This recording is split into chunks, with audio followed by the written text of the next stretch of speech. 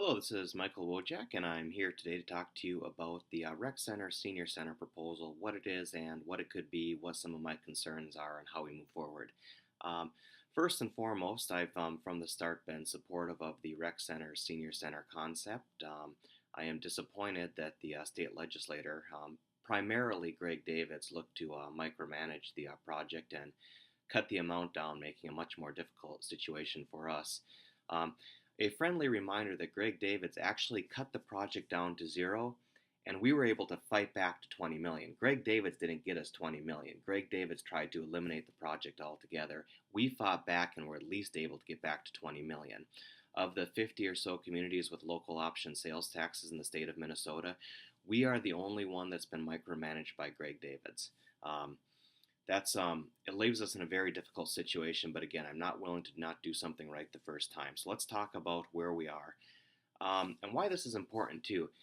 We really have a number of functions and organizations that rely on our senior center rec center concept, and of course that's going to be the senior center. It's also going to be the ice hockey association, the figure skating association, and two different swim groups, the Orcas and Med City Aquatics. I do have to give kudos, tip of the hat, to Med City Aquatics, who are, actually helping contribute to this project as well. And I think what they were looking to do with the pool there is something that's pretty badly needed and a pretty high priority item. So, what people sometimes forget about is what happens over time with the operation and cost of these buildings, and that if we don't take care of the some of the stuff that's not very sexy, the underlying operations and energy costs associated with the facility, in the long run, one of two things are going to happen. You're going to get massive subsidies from the city to try and operate these places. I think the rec center is losing $300,000-$400,000 a year right now, and a lot of that's due to some of these operation costs. And if the city is not subsidizing it, what you're going to see is very expensive fees for the figure skaters, the kids in hockey, the swimmers, even potentially seniors to use these facilities, and that's we don't want that either. So, when I'm talking about some of these things that don't seem like they should matter, like energy consumption, I assure you, the goal in addressing some of these things now is because these organizations will feel a lot of pressure over the next generation if we don't address these issues now. And there are problems right now. Um, I've, brought up a number of different concerns, but I think far and away the number one continues to be energy. Uh, I think that there was a decision that was made very early on that they were going to focus on building as much space as possible and ignoring some of the other things that needed to be done. You probably saw that there were some air handling and some cooling towers that were cut from the project. It sounds like they are going to proceed with the cooling towers with some other funding, but the bottom line is it's just not good enough. Um, you might have heard that we've spent 1.4 million on energy improvements in that facility. Well, that's all well and good, and that was done back in the 2006 timeframe. But what they're not telling you is the fact that this site still consumes significantly more energy than the current B3 benchmark.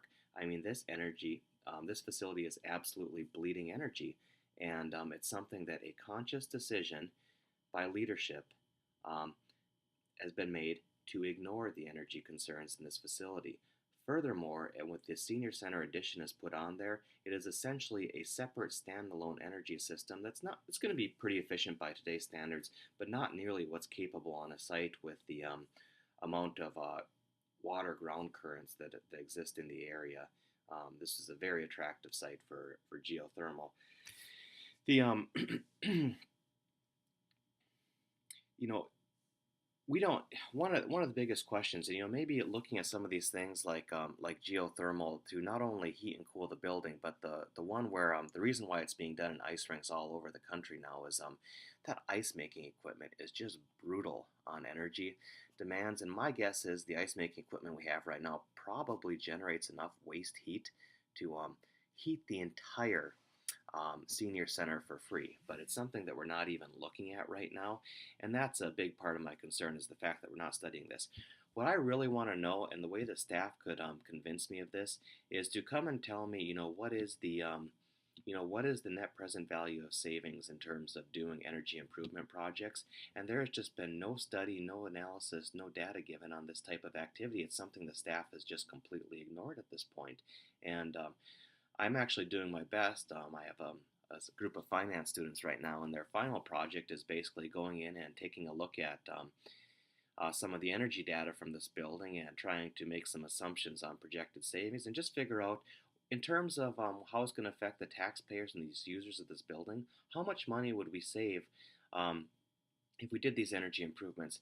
I don't know the answer to this, but I do know that it's something that we should be studying at this point, and I don't want to be in a hurry to do it wrong. Now, another big thing is site design. Both site design and energy were talked about quite a bit at the city council meeting where we first talked about this project. It was a committee meeting, so it's not recorded, and that's very unfortunate. But what was recorded was the staff's commitment to doing the site design right, and staff just never followed through with the promises that they made. Um, they were going to do two things. They were going to make sure that we had an urban site that was transit oriented. And what they did is they came back with a suburban building, and the transit orientation requires circulation through the site. It's ridiculous. If you care about the safety of seniors accessing this building, you don't put the uncovered entrance to the building on the north side. We know what happens to north sides of buildings in the winter. Instead, you have a much more convenient for transit access, potentially on the Elton Hill side, which is also on the south side. Regardless if we do anything in ground with heating to keep the sidewalks clear, it's always going to be safer on the south side.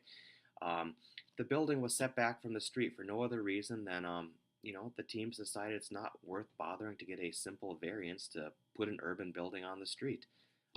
It's not complicated. It's not hard to do. And it was something that was not even considered. Hopefully that changes in the relatively near future. But it's not just the matter that they're putting the backside of the building up there. The other part that's going on too is the staff promised that they were going to come back with a second plan that dealt with what is the potential of this site in particular as we look at partners. Whether it be senior housing, hotel, affordable housing. Transit stop right on Broadway, whatever else could possibly go in there. We didn't want to shoot ourselves in the foot with how we designed this current extension, and staff agreed. That's why staff promised to come back with a site plan that looked at the total possibilities of that site. And instead, not only did they skip that step, the plan that they came back to the city council with did a space expansion to the rec center on the west side that did not go out to Broadway, and as such, we've completely destroyed the redevelopment potential of the Broadway Elton Hills corner if we do make that decision. Now, it's not a perfect solution, but all of the space addition that they wanted to do on the rec center could be done on the south end. It does increase the distance from the locker rooms to North Rink, but you know what? It also preserves the opportunity for 20 to $50 million of redevelopment along Broadway. It also it's important to eventually get that redevelopment along Broadway because if we're truly going to have bidirectional access to busing, we need to have a stop on Broadway and probably not Elton Hills Drive, and that just can't happen with this current design. So it's not that we aren't doing this right now, it's the fact that we're shooting ourselves in the foot and we're preventing the ability to make some of these changes in the future. And, and staff hasn't even taken the time to deliver the plan that they promised the city council that they would deliver. This needs to be addressed and this needs to be fixed. Um, one other thing I'd bring up about the potential of doing some of the rec center, moving the lobby, concessions, locker room to the south end, is it creates more opportunities for shared space between the rec center, senior center. A lot of those things that were cut out um, from the senior center could very easily be staged in that lobby, which quite frankly isn't going to be used most of the time for the rec center. It's a tremendous opportunity. Again, it gets the transit orientation all in one spot, so if clubs are coming here for hockey or swimming or figure skating, again, you've got a prominent bus stop. The buses don't have to enter the site and circulate, which is incredibly complicated when you have events going on. One other concern is there's been a focus on getting as much parking on the site as possible. That's great as long as you're not doing it at the detriment of other things. Again, moving the senior center more towards Elton Hills actually frees up more additional parking behind. But the bottom line is this site has a parking problem when we have an event on the site. When there's not an event on the site, this site has abundant parking. And I've been in plenty of communities that when there's an event going on, you have to take a shuttle from another lot somewhere. It's just it's the way the world works. So you don't want to shoot yourself in the foot with the design by trying to design enough automotive spaces for something that happens once or twice a week. It's just not a very good use of space or dollars. Um, I think one last thing is you read about all the things that were cut out of the senior center, and I actually thought the initial design of the senior center was outstanding. And as they cut back, I think that's where the board really fell on its face a little bit. Things that are so important to families with older members in this community, things like adult daycare, respite services, services for the elderly.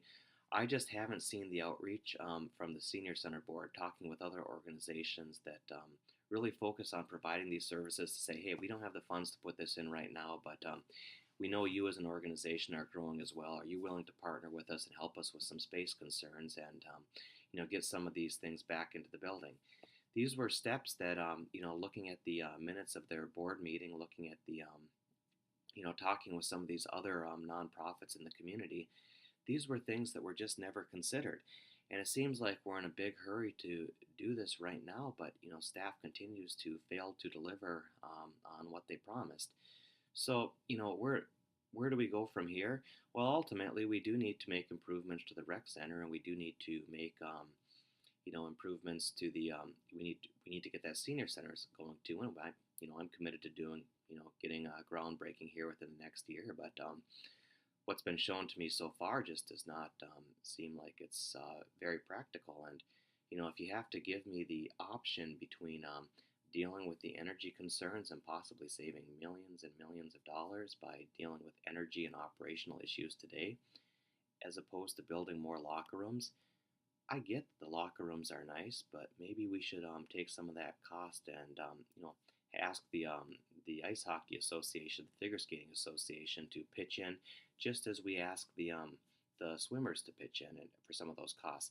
I just don't see those locker rooms and lobby space and concessions rising to the level of importance of addressing the base energy needs in this facility. I do look forward to seeing what my students come back with in terms of work and really studying what the energy implications are with what we do with this building. But bottom line is, right now, I don't have the answer, and staff doesn't have the answer. And I think staff is pushing real hard to say, well, we spent all this money in the past, so we're as good as we can get. I don't believe that that's the case. So I look forward to the feedback, and I'm getting lots of feedback from the community, and that's why I took the time to make this video. But I am interested in getting your feedback, and I have to tell you that right now it's not a very even split. I think there are a lot of people that are coming down on this the same way that I am. That we need to do this right the first time, and we need to make sure that our priorities are as our priorities should be. Again, I remain 100% committed to getting a quality senior center in this location with good transit orientation, but also doing so in such a way that we have tremendous opportunities for the future as well. Thank you for all the information. Again, I welcome your feedback. Best way to get a hold of me is at votewojak.org. There's a whole bunch of different contact methods right there, but it's also votewojak@gmail.com. Thanks for watching, and please send me any questions that you might have.